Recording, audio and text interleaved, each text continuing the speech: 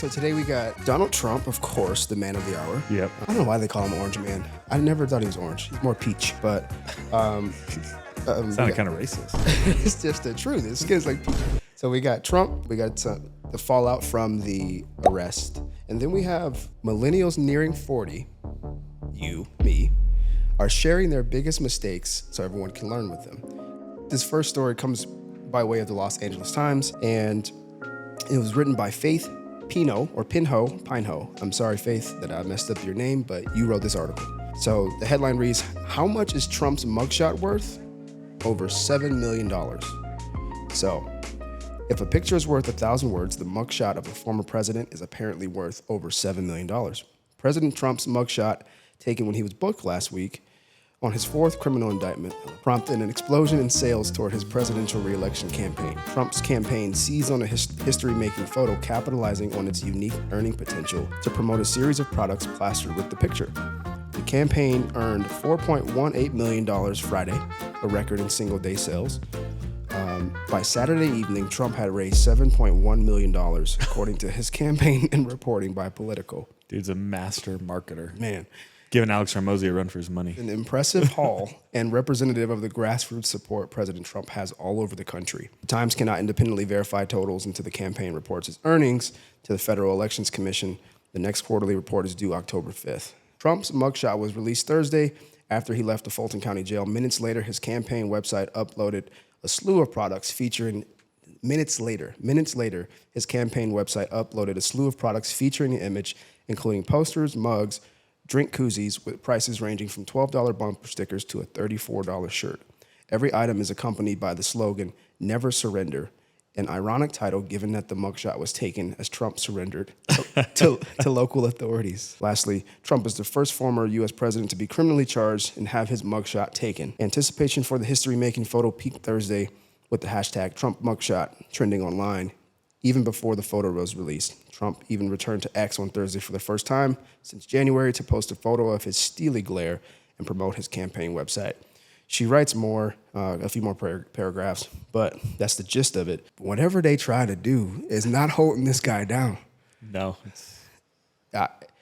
I'm in awe of it in a real sense. And they said a particular thing. It's an impressive haul. So Los Angeles Times, I don't know where they lean on the liberal conservative scale. Sometimes it seems like more on the liberal, yeah. Right. It's an impressive haul and representative of the grassroots support President Trump has all over the country. And so where I want to go with that is honestly the power of brand. Yeah. The power of brand and whatever connection he has with his audience, it is only growing stronger by way of these trials and things that are coming his way. And yeah, I think it's also just part of where we're at societally, culturally, which is people are so over the disingenuous, unauthentic, polished politician. And so the more that they try to harm him, the more he just becomes more like them. And so they're like, I can actually relate to this dude. I've been wrongly accused. I've been arrested. This guy's not afraid to talk about what he cares about, and he's not trying to be politically correct. Correct. It's actually refreshing. And so the more that they try to do to it, and then the perfect thing that he could have done was instead of trying to fight it, he embraced it. Because if I make fun of myself, you can't make fun of me. Yeah. So then he sells shirts. Yeah. Turn it into a marketing campaign. So I think it's very telling of where we're at in this generational shift, right? The boomers are retiring, but they still have there's still a large segment. The millennials are still the closest to the boomers in American ideals and values, and they make up the largest segment of the market, and they're the ones that are feeling it probably the most because they're the largest segment of the workforce, largest segment of homeowners, largest segment of entrepreneurs, largest segment of taxpayers. And so we are just kind of fed up. The generation's a little bit younger. They're still kind of getting their life started. So they're not experiencing it as much. They might have gripes about the way things are in the economy, but you can't sit there and logically look at the invalid that is Joe Biden and go, Yeah, that's a good idea. I should vote for that knucklehead. So they're not stupid either, but the liberal media tries to treat them as if they are Right. that younger generation. And so they're just kind of fed up with that too. It's kind of insulting, right? Yes. And so I think that's what's happening. I think it's a beautiful thing. I would agree 100%. I think I saw clips over the weekend of people saying like, Trump is black, man. Trump is black, right? You know, like, Yeah. like literally he's having the black experience, Yeah. Quote unquote black experience. Glad you said that. I can't say that on the spot. But, you know, as it relates to entrepreneurs out there, I think an interesting implication in this is two things. One, strategy, Yep. but then also resourcefulness, and in particular, the speed of the internet that it affords you. So she pointed out minutes later after he was released from the jail, they were already moving on this. Yep. And so They were probably planning it exactly. ahead of that, right? And so that's where I come that strategy component of like, not what is that Gretzky quote? I skate to where the puck is going. Yeah, not where it's been. Not where it's been. And so the team already knows, dude, they're going to do the mugshot. Matter of fact, they're going to put it out, even though this is the first time in history we're doing this, they're going to put it out. So we're going to leverage it already. And then on top of that, let's just say they did it minutes later. Like with the internet, you actually have the possibility to do certain things. Like you can drop ship mugs and shirts all day instantly. Yep. And so I think for the business owner out there, obviously the brand play, the connection, you want to be true and with those who support you. But I think understanding, be a strategic thinker.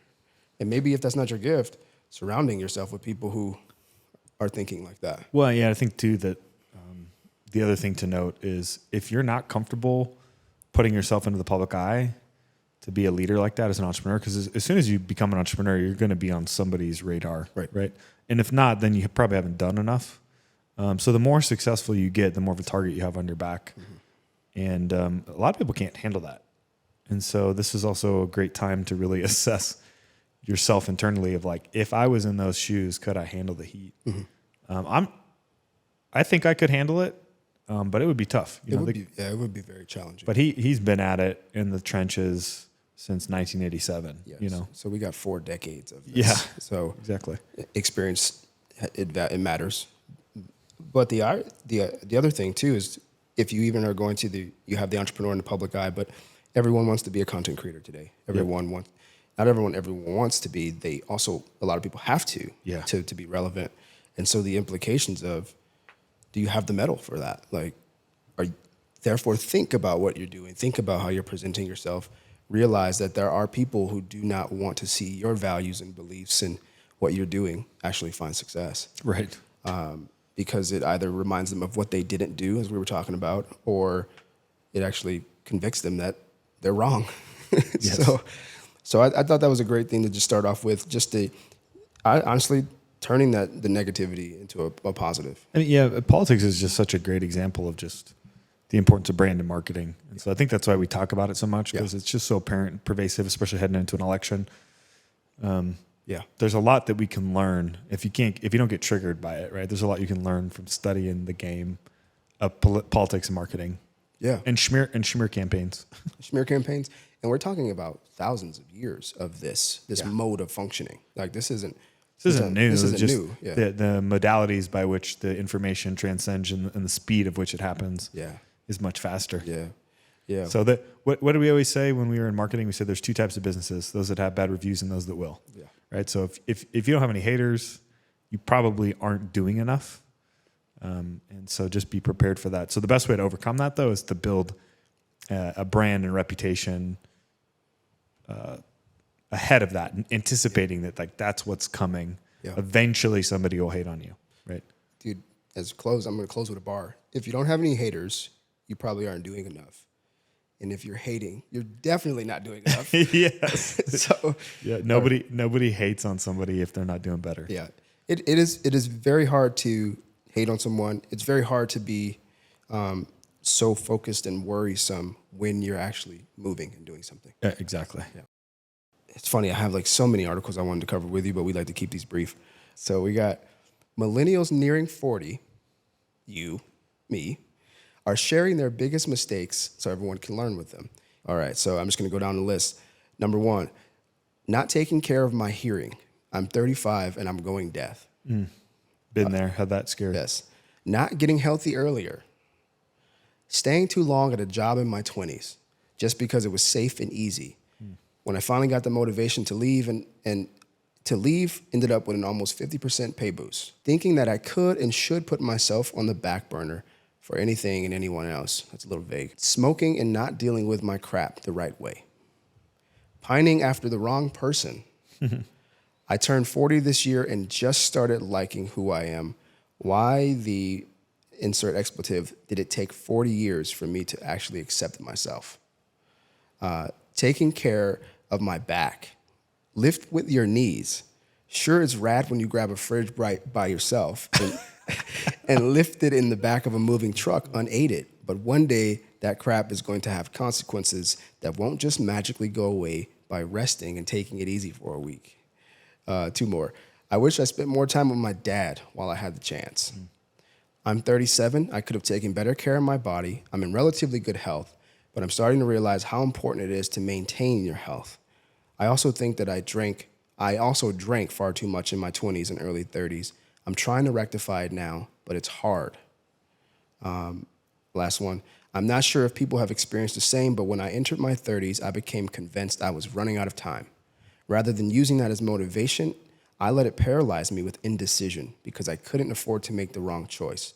Consequently, I'm now 39, and though I've had great things happen in my 30s, I regret spending so much time worrying and so little time committing to a course of action. I heard a great, trying to think of the podcast. I think it was Alex Ramosi, Chris Williamson. Williamson? Is that his? Chris Williamson, yeah. And we always think of regrets as like, oh, there was some perfect choice I should have made, and I didn't make it. But the reality is regrets are baked into life. And when you get on your deathbed one day, you're going to have regrets no matter what. It's just making a decision of what are the regrets that you can live with. And that hit me hard because you go, let's talk about staying in a job too long that you hate, right? When you look back on your life 30 years from now, are you going to be stoked that you stayed in a job that you hated for 30 years? Or are you going to be more stoked that you went out there and did the stuff that you wanted to do, right? The latter. Are you going to be upset that you took your daughter out on a date, right, when she still wanted to hang out with you? Or, are you going to be happy that you worked another 5 extra hours that day and skipped that thing, right? So it's just weighing the regret. Yeah. What's the one that you can live with? And I don't think people assess their life enough to do that. The second part of that is I don't think people zoom out enough. I don't think they actually look at the time horizon.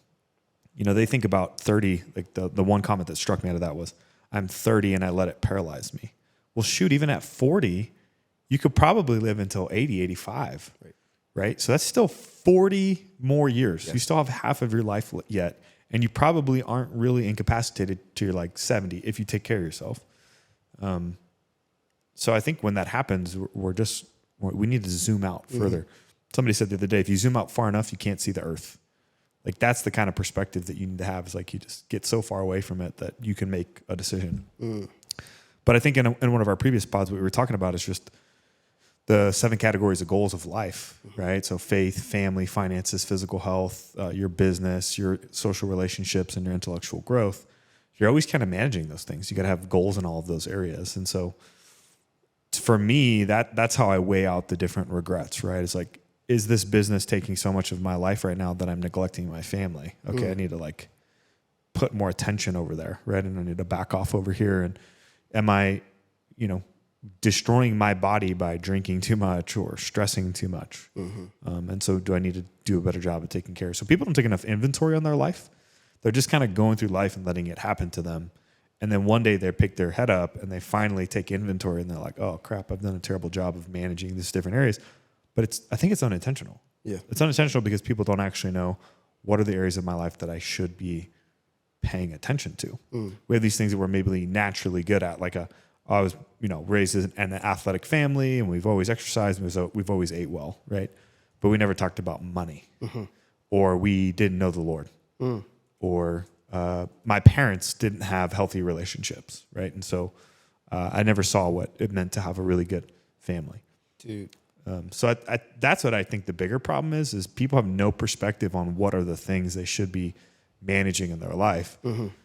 And I can't say that I always did either, but it's whenever I feel like scattered, I go back to that process of writing down the 7 categories of goals and taking inventory in those areas of my life, and it resets me. Oh man, I've been sucking in this area. And sometimes you're writing, hey, here's what I need to do, but I really try to be intentional of like, I am going to do this thing. I'm going to change this thing. So that's my sandbox. Yeah, soapbox. When Sandbox would be kind of soft. When that quote hit you, where did your mind go to? Like, do you remember that? I just went to just working in my previous career, staying in there for probably 5 years too long, worrying about things that didn't really matter. And looking back on it, I'm busier now, but I have more time with my family. I see my wife more. I see my kids more than I ever did when I was staying in the secure job. Yeah. I think a lot about my parents, and just extending a lot more grace to them, and kind of recognizing that they're doing the best that they could based off of how they were raised. And they're probably not very good at auditing, taking inventory on their own life anyways. And so, I can hold that against them, or I can, I honestly with my father, I saw him a couple months ago and he just looked wore out. And I thought to myself, man, I don't know how many more years I have with this guy, so kind of flip that on its head. And it's like, okay, now what motivates me when I'm tired and I need to go harder, I need to work harder, or I don't want to do something. I think about, now I got to be able to retire my pops. I got to be able to like help him step out because he can't afford to do it. Mm-hmm. And some people might call me stupid for doing that. Like, we haven't had the greatest relationship, but they're still the people that gave me life. And that just sparked something in me. It's one of the things it's sad to see, having lost parents. It's one of the things that is it saddens me about our culture. Our country's wonderful, trust me. Yeah. But part of that rugged individualism, part of the consequences of that is over time, the individual becomes the focus. Yep. And so therefore we have this culture where our parents reach a certain age, they end up in their nursing home. They end up in the assisted living, the care facility. And that has become a noble thing, which I can't judge anyone completely for that. But I will say, I think it's interesting that, I need to retire my pops. It bothers me how, we have all these economic woes coming our way that we're dealing with. And it's like, well, what's the key to navigating that? The family. Yeah. The family and the community, the neighborhood. And so it's like, oh, how much I can't afford this, what we have here. Well, you're spending $80,000 to place your mom in the home. And it's like, or you could spend $20,000 and build a unit in your home, give her some space, and spend another $20,000 to $40,000 on your food and your meals and be with your family, And I think it's just this interesting thing of how you look at the East and it has these like really heavy familial type of values and practices. And here we are with the wisdom and intelligence, and we're like, let's just forego it. All the while, God says, honor your mother and father, and it will be well with you, and your days will be long, And it's like, so if anybody wants to scoff at someone who wants to retire their father, despite whatever past, you don't get it. Well, yeah, and I think too, the realization that I had is that is the definition of a generational curse, right? Because when my dad was 13, his mom died, who was an alcoholic. His grandmother was an alcoholic, and his dad left. Yes. So basically, my dad, they say when traumatic things happen to you, that it kind of sets you, right? And my dad's experience with having a father and what that looks like and what that relationship should feel like and how it changes from father to son, and then like, hey, we're equals now. We're friends doing life together. Yeah. He never got to experience that. Yeah. And so I carried a lot of resentment towards my father for the falling out that we had. Yeah. And I didn't give him enough credit to say, man, he's just doing the best that he probably could. And it's up to me to ultimately change that. Mm-hmm. because I didn't want to see the same thing happen with my kids, right? I would never let that happen, right? He just didn't know how to cross that chasm and like make amends, right? And so Yes. instead, what ended up happening, we had a falling out, is it probably just opened a bunch of wounds for him that he had carried from the time.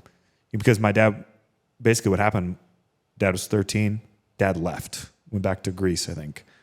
And I left him here. My dad lived on the streets, figured it out. He didn't see him again until he was 25 when I was a baby.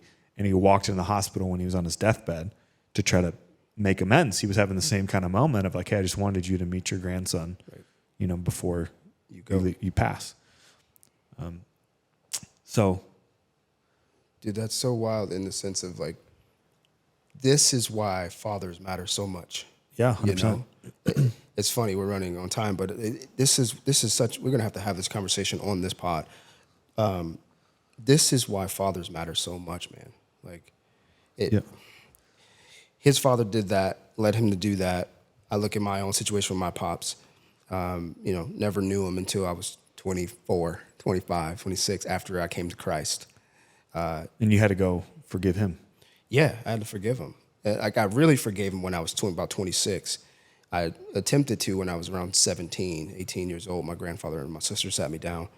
But the absence of your parents, we don't have the time to go there. But yeah, the fathers, man, in particular, but obviously your moms, but dude, the fathers, man.